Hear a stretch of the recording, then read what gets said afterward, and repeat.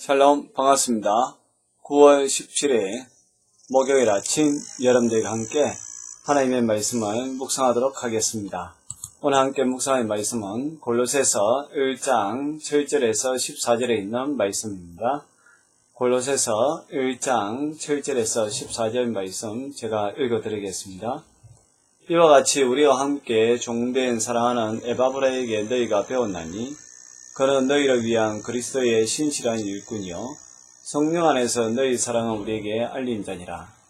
이로써 우리도 듣던 날부터 너희를 위하여 기도하기를 그치지 아니하고 구하노니 너희를 하여금 모든 신령한 지혜와 총명에 하나님의 뜻으로 아는 것으로 채우게 하시고 주께 합당하게 행하여 범사에 기쁘시게 하고 모든 선한 열매를 맺게 하시며 하나님을 아는 것에 자라게 하시고 그의 영광의 힘을 따라 모든 능력으로 능하게 하시며 기쁨으로 모든 견딤과 오래 참음에 이르게 하시고 우리로 하여금 빛 가운데서 성도의 기업의 부분을 얻기에 합당하게 하신 아버지께 감사하게 하시기를 원하노라. 그가 우리를 흑암의 권세에서 건져내사 그의 사랑의 아들의 나라로 옮기셨으니 그 아들 안에서 우리가 속량 곧 죄사함을 얻었도다. 아멘. 오늘 본문에서는 바울의 기도에 관해서 같이 나눠보도록 하겠습니다. 오늘 7절 말씀 보면 한 사람을 소개하고 있는데요. 그 사람의 이름은 에바브라라고 이야기합니다. 바울이 에바브라에 대해서 이렇게 이야기합니다. 우리와 함께 종된 사랑하는 에바브라. 바울은 그 에바브라를 같은 동력자라고 표현하고 있습니다. 골로새 교회는 바울이 세운 교회가 아니라 에바브라가 세운 교회입니다. 그리고 에바브라가 지금까지 계속 목회를 하고 있는 교회가 골로새 교회인데요. 바울이 이 에바브라와 이전에 친밀한 관계를 맺고 있었던 것 같습니다. 그래서 그 에바브라를 부를 때, 칭할 때에 우리와 함께 종된 사랑하는 에바브라라고 이야기하고 있고요. 또 특별히 바울이 에바브라에 대해서 골로새 교인들에게 이렇게 칭찬하고 있습니다. 너희가 그 에바브라에게 배웠는데 그 에바브라는 그리스도의 신실한 일꾼이라고 이야기합니다. 바울이 봤을 때에 에바브라는 그리스도의 신실한 일꾼이었다는 것이죠. 이제 함께 경험해보고 또 멀리서 지켜봤을 때에 어떤 자기의 그 욕망이라든지 아니면 자기의 이익을 위하여서 하는 것이 아니라 너희를 위한 골로새 교회 교인들을 많이 생각하고 사랑하는 목회자였고 또 동시에 주님의 뜻을 따라서 목회하는 그러한 사역자라는 것을 이야기합니다. 그래서 그리스도의 신실한 일꾼이다 라고 이야기하고 있고요. 그 다음에 8절에 보면 성령 안에서 너희 사랑은 우리에게 알린 자니라. 이것을 통해서 에바브라는 골로새 교인들을 참 사랑했을 뿐만 아니라 골로새 교인들을 자랑했던 목회자였다는 것을 알 수가 있습니다. 이 성령 안에서 너희 사랑은 우리에게 알린지라. 이 에바브라는 바울에게 골로새 교회 교인들에 대해서 이야기할 때에 상당히 많이 자부심도 가지고 있었고 자랑도 하고 또 특별히 골로새 교인들이 가지고 있었던 그러한 믿음, 사랑에 대해서 바울에게 전달해 주었다는 것을 볼 수가 있습니다. 저와 여러분들도 에바브라와 같은 하나님의 사람들 또 동력자들이 되었으면 좋겠습니다.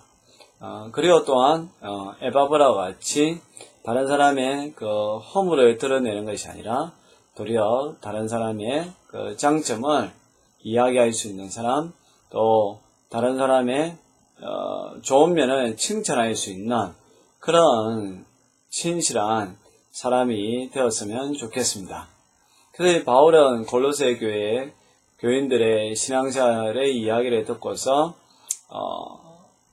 그들을 위하여서 기도한다라고 이야기하는데요. 그게 이제 9절에서 12절까지 말씀에 나와 있습니다. 9절에 보니까 이로써 우리도 듣던 날부터 너희를 위하여 기도하기를 그치지 아니하고 구하노니. 바울이 골로새 교인들의 그 신앙의 이야기를 듣고 난 그날부터 지금까지 계속해서 그들을 위하여서 기도한다라고 되어 있는데요. 바울의 기도를 통하여서 우리가 배울 수 있는 것은 바울은 아주 구체적으로 기도하고 있다는 사실입니다. 오늘도 보면 골로새 교회 교인들을 위하여서 7가지나 구체적으로 정해 놓고 기도하고 있는데요.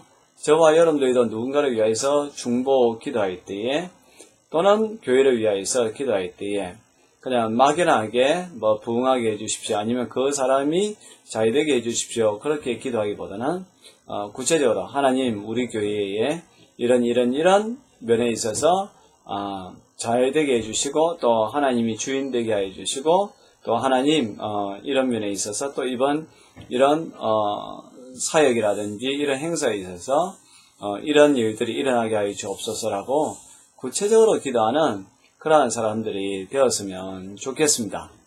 바울이 골로새 교회 교인들을 위하여서 7가지 중보 기도하는 내용이 있는데요.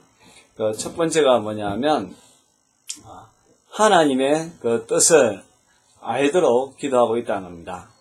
그 9절에 보면 너희로 하여금 모든 신령한 지혜와 총명에 그 하나님의 뜻을 아는 것으로 채우게 하시고 라고 되어 있습니다. 특별히 그 하나님의 뜻은 어디에서 찾을 수 있느냐 하면 신령한 지혜와 총명에서 우리가 하나님의 말씀을 보고 또 듣고 할 때에 그 지혜 가운데에 하나님의 뜻을 알아야 한다는 겁니다. 우리가 기도하면서 하나님의 뜻을 모르면 사실 그 기도는 아무 소용이 없죠. 어떻게 보면 기도의 목적이 무엇이겠습니까? 하나님의 뜻을 알기 위해서 저와 여러분들이 기도하는 것이잖아요. 또 우리가 말씀을 듣는 것도 하나님의 뜻을 깨닫기 위해서 말씀을 듣지 않습니까?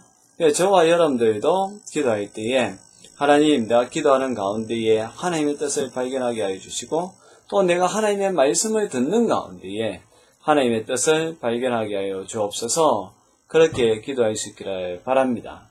그리고 두 번째 바울은 골로새 교인들을 위하여서 이렇게 기도하고 있는데요. 주께 합당하게 행하여 범사에 기쁘시게 하고 라고 이야기합니다. 주님에게 합당한 것을 행하여서 범사에 주님을 기쁘게 하는 그러한 사람이 되도록 기도한다는 것이죠. 우리가 어떤 일을 할 때에 주님이 기뻐해야 한다는 사실입니다. 그리고 세 번째, 모든 선한 열매를 맺게 하시고 라고 되어 있습니다. 어떤 일을 하든지 간에 우리는 열매를 맺을 수밖에 없습니다. 악한 일을 하면 악의 열매를 맺을 것이고 선한 일을 하면 선한 열매를 맺게 될 것입니다. 바울은 골로새 교인들을 향하여서 열매를 맺는데 선한 열매를, 그것도 모든 일에 있어서 그런 열매를 맺을 수 있게끔 기도하고 있습니다. 저와 여러분들도 오늘 하루를 살아갈 때에 많은 일들을 하게 될 텐데 그 일 가운데에 선한 열매가 맺혀질 수 있게끔 기도하고 또 실제적으로 그러한 열매가 맺혀질 줄로 믿습니다.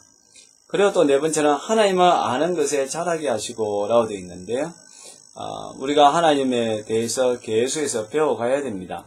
여러분 사람도요 계속해서 만나고 이야기해야 그 사람이 어떤 사람인지 우리가 알듯이 하나님도 마찬가지입니다.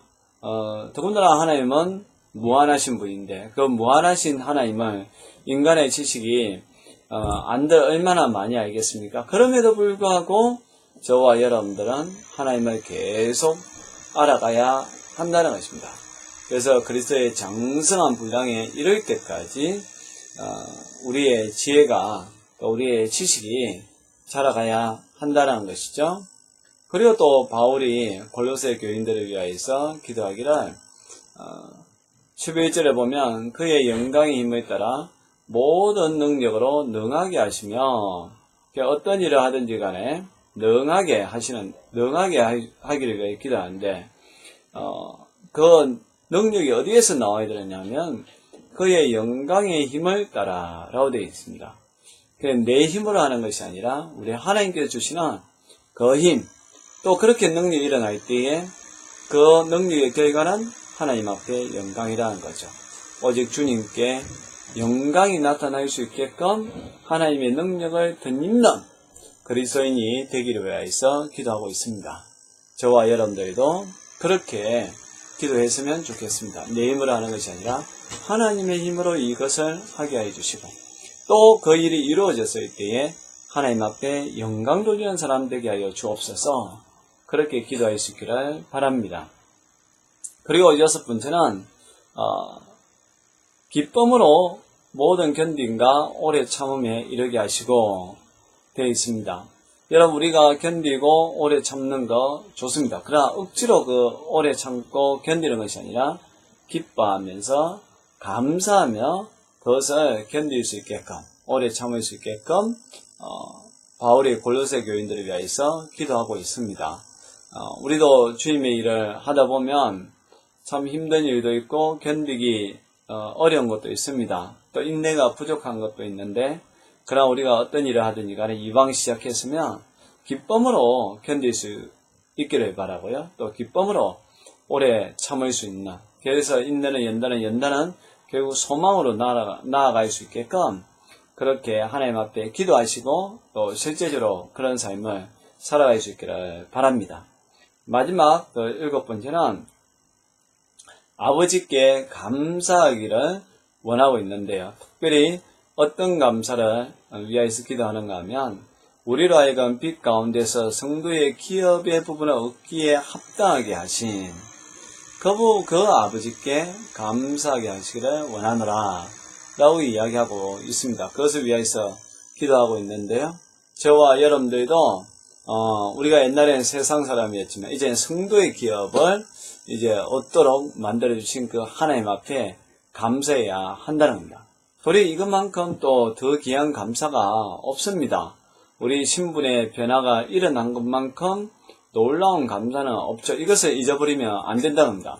이것을 우리가 기억하고 있을 때에 내가 살아도 하나님의 은혜로 사는 것이지 내 능력이나 내 힘으로 사는 것이 아니라는 것을 깨닫게 된다는 것이죠.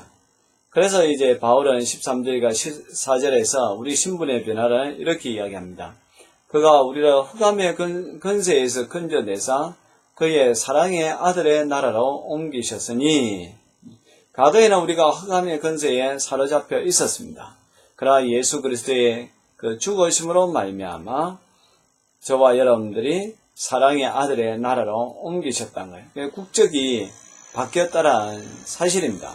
놀라운 신분의 변화인 것이죠. 특별히 14절에 그 아들 안에서 우리가 속리 않고 제사함을 얻었더라. 바로 우리가 제사함을 얻은 사람, 의인이 되었다라고 이야기합니다. 여러분, 우리가 인생을 살아가면서 많은 변화가 일어날 수가 있습니다. 정말로 우리가 이 땅에 살다 보면 신분의 변화가 일어날 수도 있고요. 또한 어떤 그 재물의 변화가 일어날 수도 있고 학력의 변화가 일어날 수도 있습니다. 그렇지만 우리가 감사해야 될 것은 내가 제사함을 받았다는 거예요. 그 제사함을 받고서 흑암의 근세에서 그의 아들의 나라 예수님 안에 살게 되었다는 것, 하나님의 자녀가 되었다는 것, 이것보다 더 큰 감사가 없다란 사실이죠. 오늘 하루 저와 여러분들이 이런 감사로 살아갔으면 좋겠고요. 에바브라처럼 칭찬받는 사람, 하나님의 신실한 종, 그리고 다른 사람을 칭찬하는 그런 사람이 되었으면 좋겠고, 바울처럼 이렇게 구체적으로 기도하고 바울이 골로새 교회 교인들의 7가지를 위하여서 중보 기도했던 것처럼 여러분들도 바울이 기도한 그 기도의 내용처럼 그렇게 살아갈 수 있기를 바라고요. 무엇보다 여러분들이 제사함 받은 것에 대해서 날마다 감사하며 살아갈 수 있기를 바랍니다. 기도하겠습니다. 하나님 아버지, 너무나 감사합니다. 주님, 저희도 에바브라와 같이 신실한 일꾼이 되게 하여 주시고 또 다른 사람들에게 이야기할 때에 그들의 약점이나 단점이나 잘못보다는 그들의 장점과 그들의 좋은 면을 갖다가 칭찬하는 사람 되게 하여 주옵소서. 또 바울처럼 구체적으로 기도하게 하여 주시고 또 그 기도의 내용처럼 저희가 살게 하여 주시고 무엇보다 우리의 신분의 변화가 일어나는 것, 흑암의 근저에서 우리가 하나님의 자녀가 되었다는 이 놀라운 사실을 날마다 감격해하며 감사하며 또 다른 사람들에게 이것을 전파하며 살게 하여 주옵소서. 예수님의 이름으로 기도합니다. 아멘.